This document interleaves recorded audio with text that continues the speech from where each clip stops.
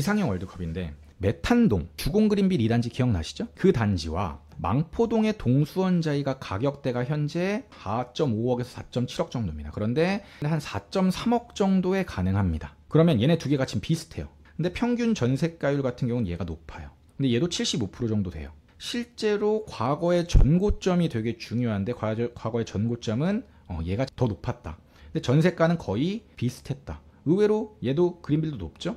그래서 가치가 거의 비슷한 아파트라고 생각이 되는데 그 중에서 저는 차라리 동수원 자리가 조금 더 낫다라고 판단이 됩니다. 메탄동에 있는 그린빌 주공보다는. 이 둘 중 하나가 뭐 교통 호재가 있거나 그랬으면 좀 달라질 수 있지만 둘 다 교통 호재도 없고 그렇기 때문에 비교군으로 충분하고, 만약에 영통구 내에서 내가 4억대로 아파트를 골라야 된다면 이 두 개 아파트를 저는 추천한다라는 겁니다. 제가 고른 동수원자이라는 아파트가 다른 지역에 비해서 저평가냐 고평가냐를 한번 판단을 해봐야 된다라는 거예요. 근데 제가 원래 비교평가를 그냥 이것만 이렇게 보여드리고 갔었어요.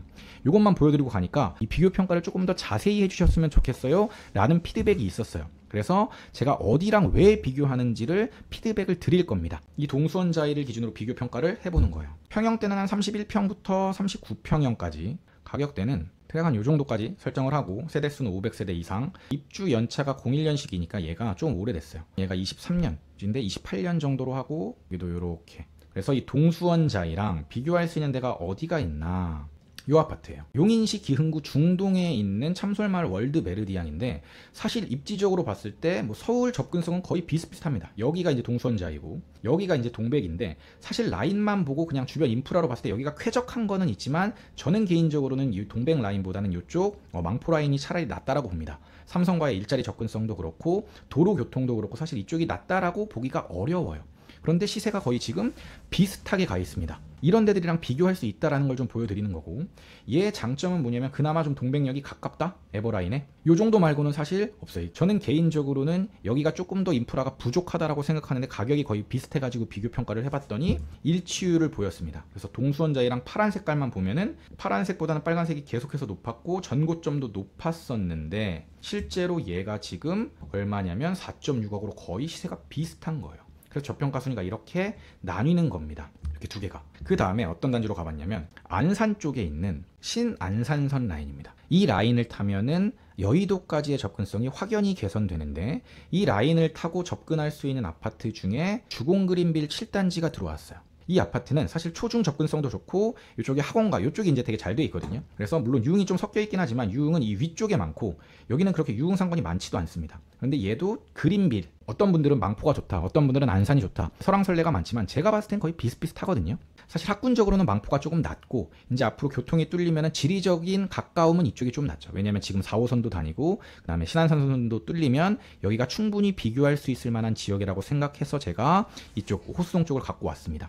실제로 얘를 비교해 봤을 때 어떤 결과물이 나오냐면 그린빌 7단지와 거의 비슷하게 시세, 지금 검은색이 잘 안 보이긴 하는데 가려져서 거의 비슷하게 가는데 얘가 전고점이 더 낮았습니다. 그리고 실제로 전세가도 조금 낮았어요. 근데 실제 지금 얘의 가격대가 4.7억이에요. 원래 얘보다 가치가 더 낮았고 전세가도 더 낮은데, 그래서 지금 차라리 동수원자이가 얘보다 더 낫다라는 결론이 나오는 거죠. 그 다음은 부천 쪽에 조금 더 비슷한 단지들이 이렇게 나오더라고요. 여기가 부천시 범박동에 있는, 여기가 이제 옥길지구거든요. 옥길지구 바로 옆에 있는 범박동에 있는 범박 힐스테이트 단지들입니다. 여기도 교통은 좀 애매해요. 그런데 여기의 장점은 뭐냐면 바로 여기가 광명입니다. 근데 광명은 바로 여기가 서울이죠. 서울 바로 옆에 부천시 하면은 사실 지리적인 위치가 가깝습니다. 물론 부천에서도 7호선 접근성이 좋냐 안 좋냐 같은 걸로 갈리지만 여기가 가격이 이렇게 4억대로 싼 이유는 인프라 같은 것들은 괜찮아요. 옥길지구도 괜찮고 여기도 다 괜찮은데 실제로 교통편이 안 좋고 다른 별다른 호재가 없기 때문에 그런 이유가 있거든요.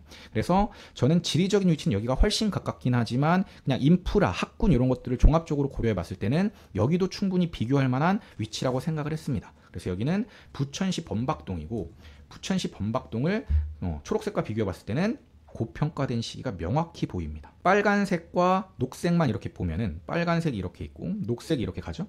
거의 비슷하게 시세가 가다가 얘가 여기서 이렇게 치고 나가요. 그럼 언제 동수원자이가 저평가된 시기가 언제? 이때라는 게 명확하게 보이고, 이때는 범박 힐스테이트가 아무리 좋고 아무리 좋은 호재가 있어도 얘를 사면 된다 안 된다? 안 된다라는 게 보이는 거죠. 근데 전고점은 어때요? 거의 비슷하게 여기서 만났죠. 그러다 같이 내려온 거고 현재 시세도 거의 비슷한데 전세가도 거의 비슷비슷합니다. 물론 얘가 조금 더 높은데 찍히긴 했었지만 거의 평균선을 그려보면은 동수원자이와 비슷비슷하다고 볼 수 있는 거예요. 그러네. 현재 시세는 지금 얼마? 6억. 얘 사면 돼요? 안 돼요? 지금? 안 되는 거죠. 이렇게 명확하게 나오는 거라고요. 이제 학군지로 대표되는 데 중에 습속마을이라는 데가 있습니다. 사실 풍동이 조금 애매한 위치예요. 일산에서도. 재건축 이슈가 있는 것도 아니고 그렇다고 리모델링이 되는 것도 아니고 그런데 얘 시세가 당연히 일산보단 저렴하겠죠. 그래서 일산 동구 풍동에 있는 약간 좀 외져 있는 숲속마을이라는 데를 제가 비교 평가를 했는데 실제로 숲속마을이 가치는 가장 높았습니다. 가격이. 근데 얘가 지금 이럴 때 얘는 이렇게 치고 나갔으니까 얘는 사면 안 됐었던 거고 실제로 가치가 비슷했기 때문에 거의 전고점이 만나 있다가 비슷하게 떨어졌고 오히려 전세가는 일산 쪽이 이쪽이 실거주가 탄탄하게 받쳐주기 때문에 괜찮습니다. 특히 이쪽은 일산의 재건축이 됐을 때 이주 수요가 이쪽으로 넘어올 확률이 높기 때문에 전세가가 높아지면서 한번 투자 기회가 올 수 있는 시기가 옵니다. 인프라가 이제 바뀌면서 일산이 괜찮아질 때 이런 아파트들을 주목해 놓는다면 한 번쯤 이제 투자 기회가 올 때가 있는데 투자 기회가 왔을 때 내가 비쌀 때 사지 않는 거. 그러니까 쌀 때 이 아파트를 미리 갖고 가거나 아니면 실거주라면 미리 들어가서 기다리고 있다가 얘를 매도하고 갈아타는 전략을 쓰는 게 좋겠죠. 실제 이 아파트는 어떠냐면 지금 거의 4.7억으로 거의 비슷합니다.